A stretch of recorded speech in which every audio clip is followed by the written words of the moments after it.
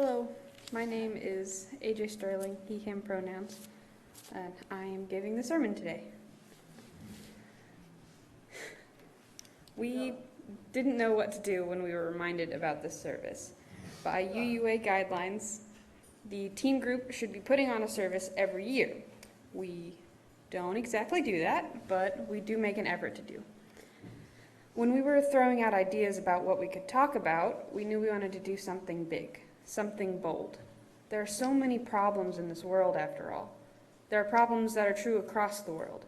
Poverty, hunger, racism, transphobia, homophobia, sexism.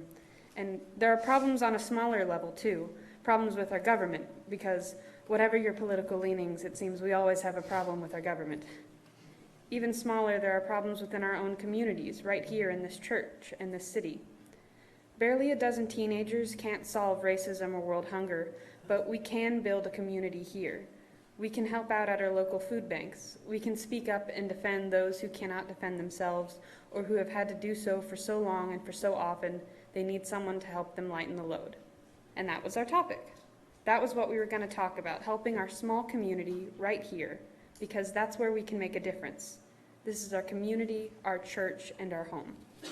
So that's what I'm here to talk to you about, helping your local community in whatever effort you can to make our corner of the world a better place. But we talk about that all the time, don't we? That's everything we do. We talk about how we're going to change the world one piece at a time. And I really think we can. Change of any sort is hard to accomplish. We all know this. But the issue we have isn't about not knowing what to do. We know what to do, theoretically. Theoretically, we stand in solidarity with every minority, every protest. And sometimes we do this, we do take action. At every protest and march the city has, there's always our dear Reverend Chris holding our banner alongside half a dozen members of the church. But all too often, it's the same half dozen. So often, it's the same few people sharing the burden of solidarity. And much of that is for good reason. This church has to divide its talents and resources to make the best of them. Some of us have no money to share, but we have time, so we volunteer with our bodies, marching down Ocean Drive for science or women's rights, helping with dishes and tables before and after events, or we volunteer with our words because physical things can be difficult, so we pour our souls into sharing our love and support into the tangled jungle of harsh opinions and anonymity of the internet.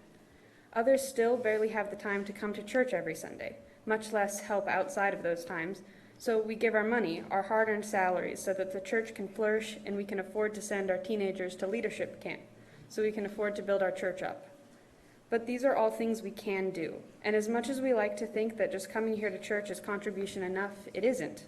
Not everyone has the resources to share, but not everyone who has resources shares. That's what I'm really here to talk about, taking the lessons we learn here every Sunday and applying them to our everyday life to make the world a better place. Taking our abstract words of freedom and hope and peace and turning them into concrete actions that make a difference and inspire these ideals in others. So how do we do that? What are some things we can do to help out our community? One of the issues the teen group is most concerned about is the relationships within this church. How many times have we introduced a new face Sunday morning only to never see them again? How many people can honestly name more than half of the other people in this church? How many of you, besides parents or guardians, could name every teen? I think one of the most important things we can work on in this community is making it a better, more welcoming community. Really getting to know the people around us. A lot of our focus in the teen group is specifically on the relationship between the teens and the main congregation. We barely know each other. We love and support each other, but that love is a distant one. It's the love you have for your fellow human beings and strangers on the street, not the love of a close-knit community. When we first started talking about this disconnect, the immediate response from the adults around was, well, sure, many of the adults don't know the teens, but the teens don't seem to be making an effort to know the adults. And that's true. It's important to me and important to all of us in the teen group that you all know when we talk about this disconnect, we're not saying we're without fault. Every Sunday after church, many of us grab a snack and then go hide in the RE rooms. And that's not exactly conducive for conversation. But when we do hang around in the foyer for a while, few if any adults come say hi.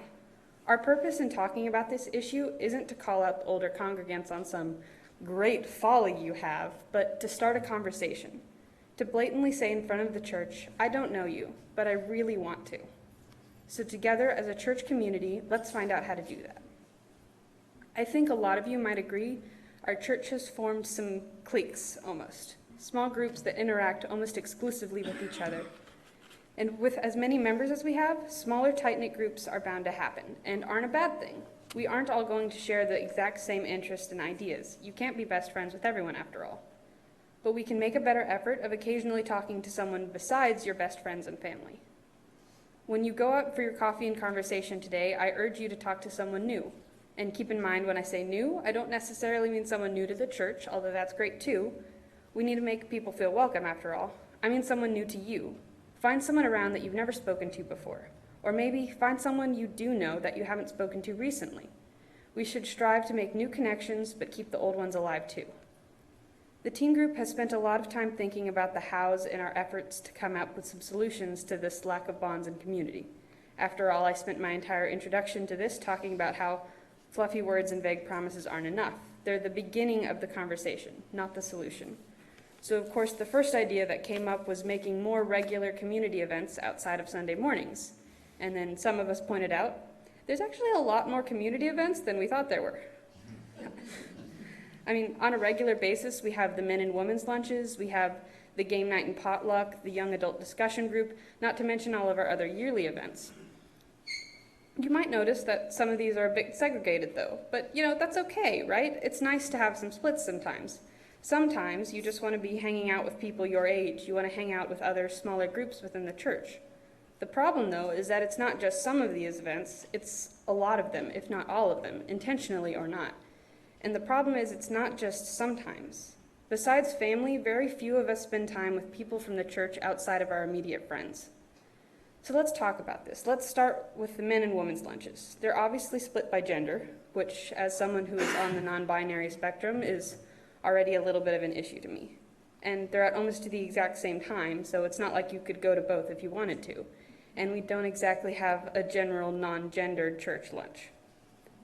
I understand some people like being able to spend time with people of their same gender. I promise you I do. Basically, all of my really close friends are trans or non-binary. But there are still ways we could work towards being more inclusive by having a third non-gendered lunch, or by having the two lunches on different days or times, or both. And then we also have the less obvious split in these lunches, the fact that they're in the middle of the day on a weekday. And the middle of the day part, kind of necessary for lunch, but by having it in the middle of the week, that makes it exclusive to members of the church who A, aren't in school, and B, have a flexible work schedule or are retired. I mean, even if my school was close to the lunch locations, and it's not, and even if I was allowed to leave the school during lunchtime, which I can't, I'd only have 30 minutes to go.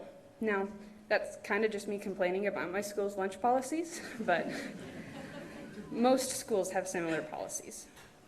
My point is that even if not every school that our younger church members go to have all the same policies, teenagers can't go to regular church lunches. And there's a lot of members who are working who also can't go because of their work policies.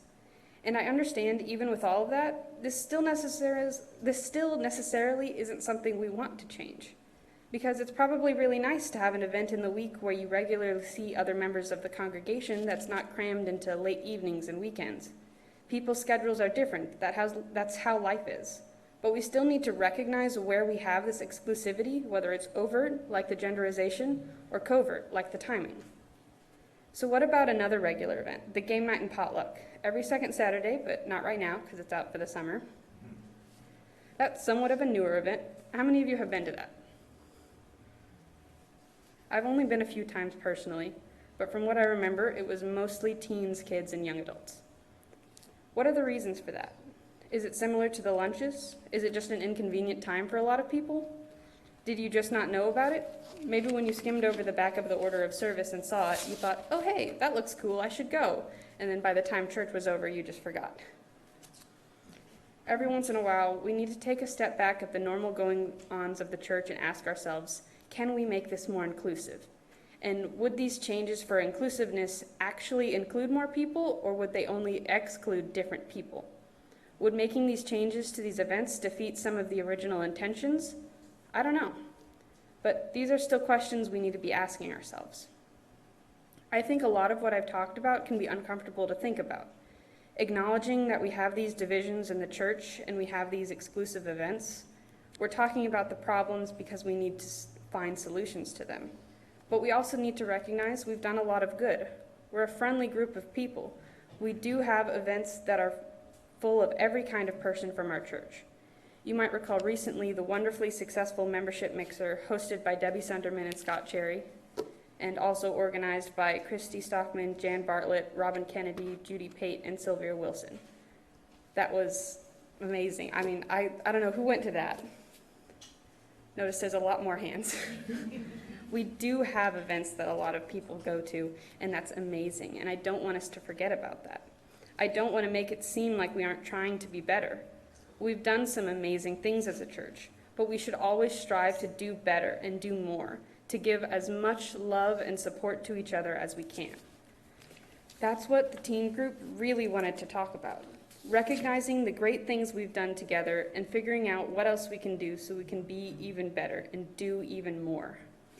Thank you for listening.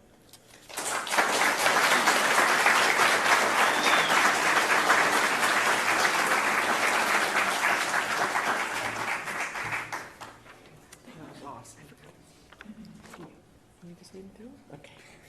Thank you very much for that. So let's take all of those words into heart and mind.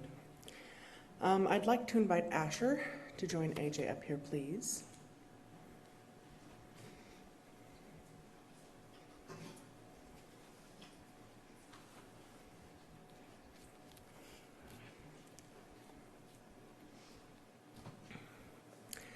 This is our graduate recognition. These two individuals will be leaving us and moving on to college and other avenues in life. So today, we honor the young amongst us. You who are stepping beyond and away and toward, today we share your journey and encourage your discovery. Today, we applaud you for all you have been, for all you are now, and for all you will be. AJ and Asher, as you step forward into your next chapter, we send you with our fondest hopes and blessings. May life bring enough challenge to fuel your dreams, enough affirmation to honor your gifts, and nurture to give your spirit peace. Believe in your vision, follow your dreams, and know always that when you return to us, here you will find the hands of friends. Will you please give them a round of applause?